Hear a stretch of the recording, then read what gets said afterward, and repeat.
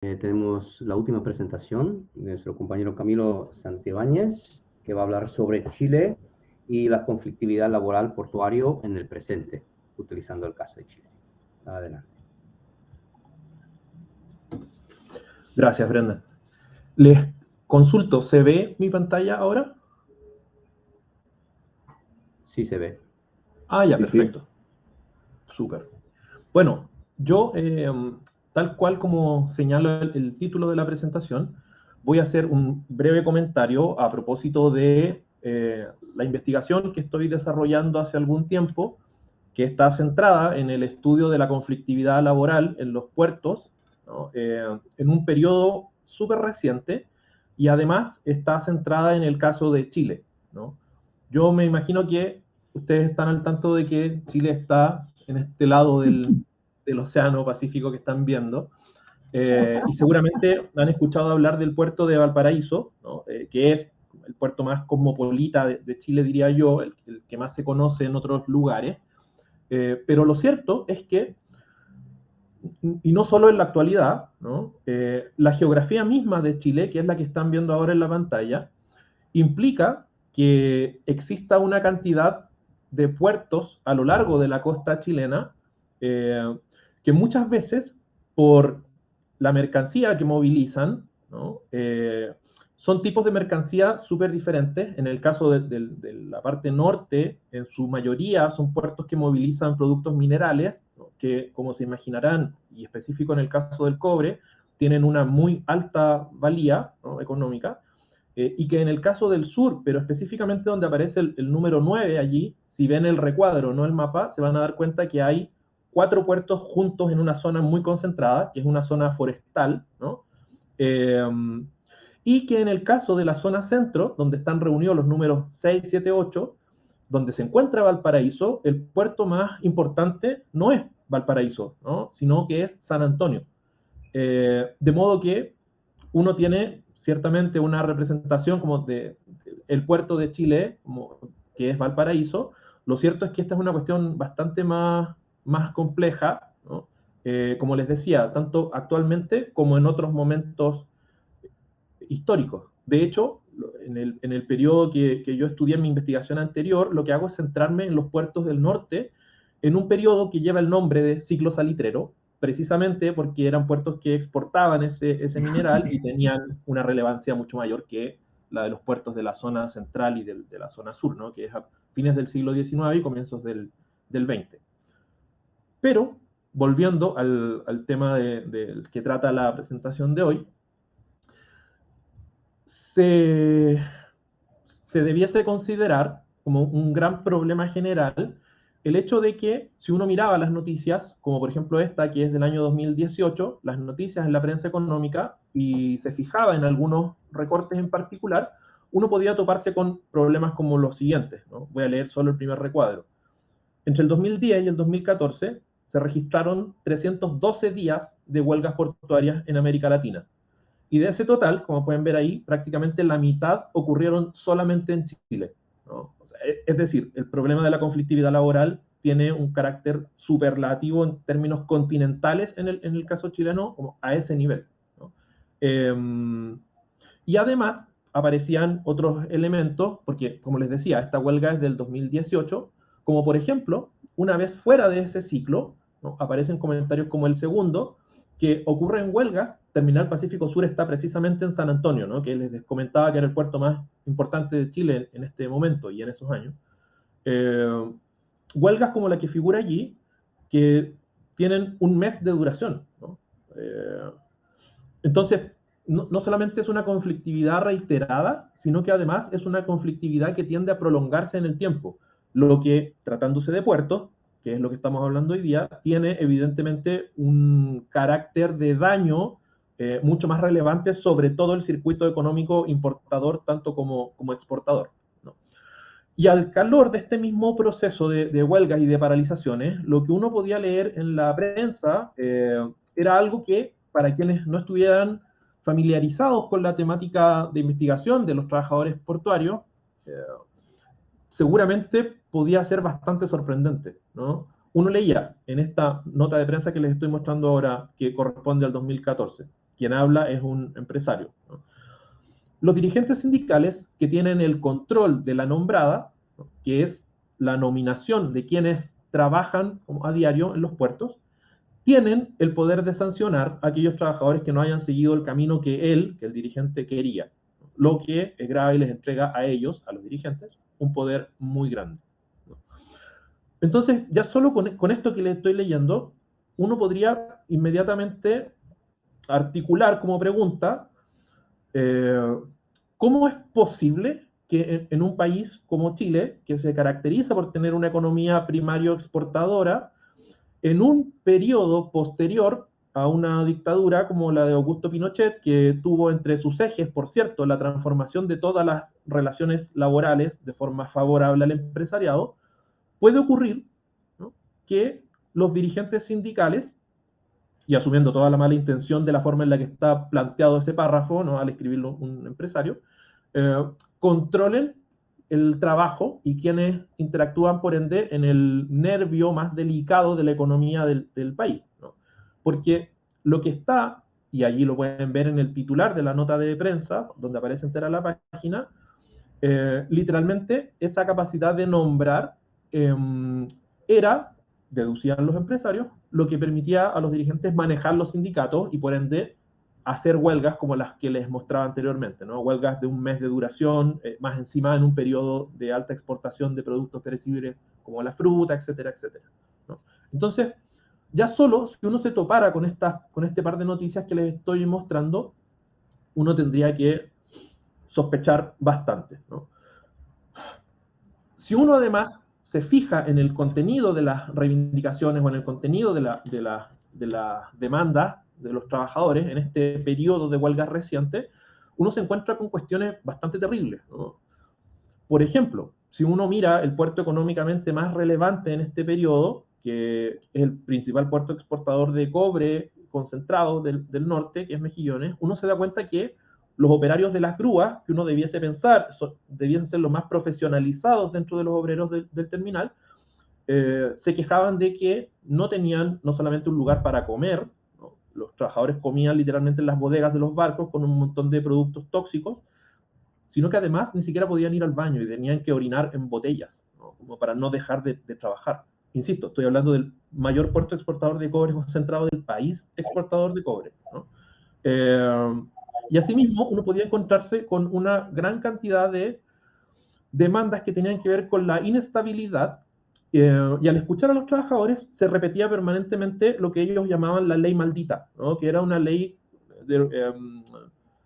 que era una ley dictada en la dictadura, la última dictadura, en el año 1981, y que si uno se fijaba, ¿no?, el año era tan reiterado en los relatos de los trabajadores que uno debiese seguir ese instinto de ir a ver qué había ocurrido precisamente en 1981, ¿no?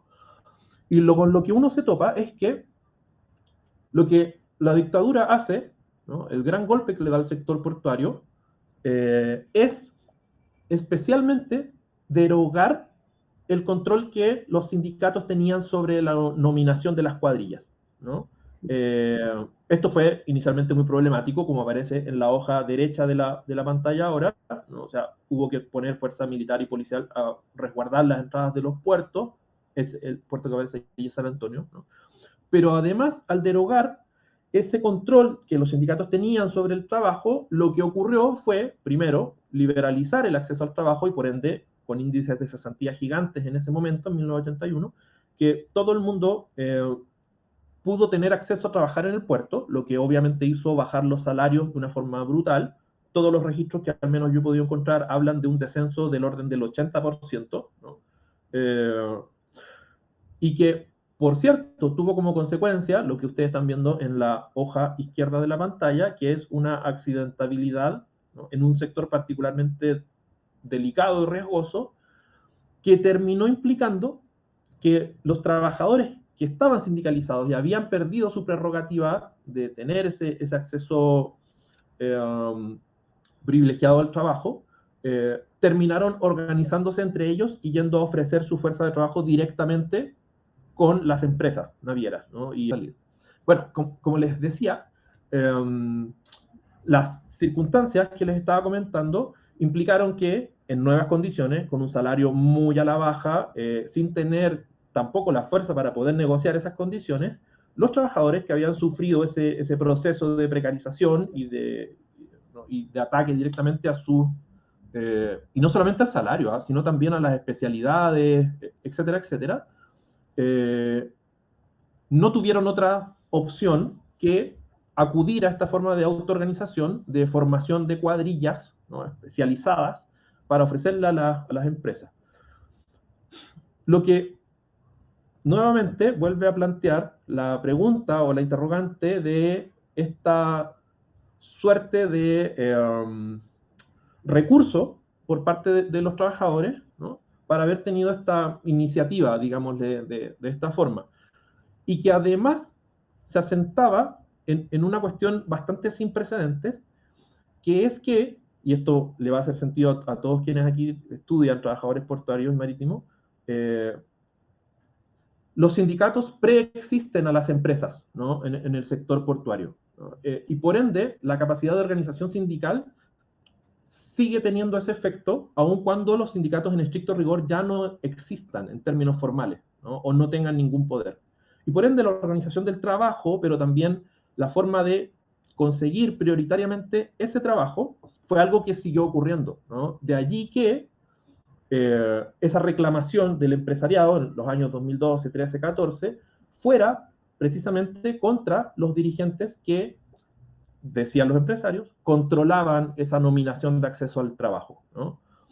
Más interesante que eso, y esto es lo segundo que quería comentar, es que si uno indaga en la formación de esa tradición ocupacional, le voy a decir, uno tendría que remontarse por lo menos hasta fines del siglo XIX, que es recién en el caso chileno, cuando el Estado decide derogar los gremios estatales de jornaleros marítimos, lancheros, cargadores, estibadores, ¿no?, que seguían llamándose así, aunque evidentemente eran organizaciones obreras. Y lo que ocurre precisamente en un momento tan temprano, a efectos de mi exposición, como fines del siglo XIX, ¿no?, es que cuando se derogan en ese momento los gremios estatales, ¿no?, lo que los trabajadores portuarios hacen es exactamente lo mismo que yo les estaba describiendo para fines del siglo XX, ¿no?, que es, pese a la derogación, organizar ellos mismos las cuadrillas con mayor o menor grado de especialización y acceder, ¿no?, directamente a las empresas, o intentar acceder directamente a las empresas para entregar una fuerza de trabajo organizada, compacta, que define quiénes trabajan y quiénes no, ¿cierto? Y que es, y esto de nuevo es muy interesante, y que es la suerte de espectro, como el fantasma de la organización, ¿no?, gremial, sindical, ¿no?, en el caso de todo el siglo XX chileno, que va a ser característica de los trabajadores portuarios, ¿no? Y si uno mira las noticias de mediados del siglo XX, ¿no?, es decir, entre 1891 y 1981, lo que se encuentra permanentemente, sobre todo en la prensa de izquierda, ¿no?, es que la estructura de empleabilidad en los puertos tiende a tener dirigentes, ¿no?, muy poderosos que, por las circunstancias que les estoy comentando, tienen una forma bastante confrontacional respecto de las empresas, pero también, ¿no?, estructuras muchas veces muy verticales, ¿no?, de empleabilidad, ¿no?, que aseguran para un sector de los trabajadores, en este caso para el sindicato, ¿no?, las plazas de trabajo, pero que ejercen hacia abajo, y allí hay distintos nombres, ¿no? Aquí, en el caso chileno, por eso el título de la noticia, se les conoció como los medios pollos, que eran trabajadores suplentes, voy a decir.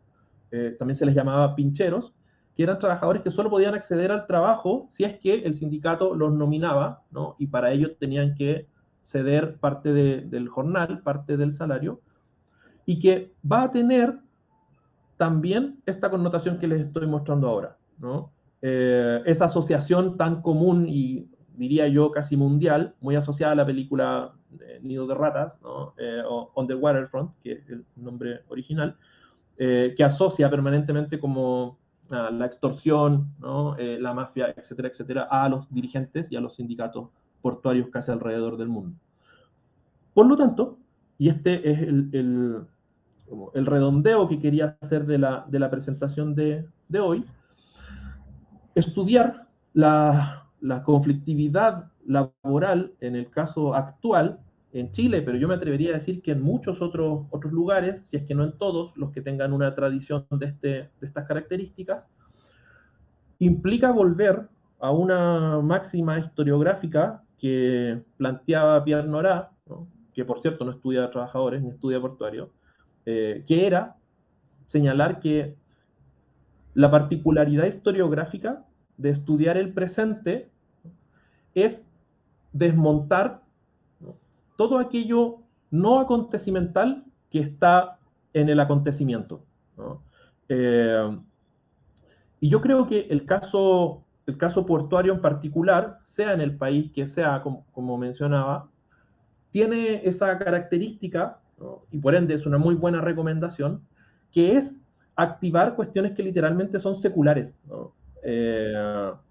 Y tienen una tradición tan arraigada en las formas de organización y en las formas de confrontar las circunstancias cambiantes, por supuesto, que combina, ¿no?, esa capacidad de autoorganización y lidiar con el conflicto para hacerse cargo del acceso al trabajo, que es una cuestión que sigue como una y otra vez marcando la conflictividad, incluso 2 siglos después de su formación histórica. Eso, yo lo dejaría ahí para no alargarme. Excelente, muchísimas gracias, Camilo. Bueno,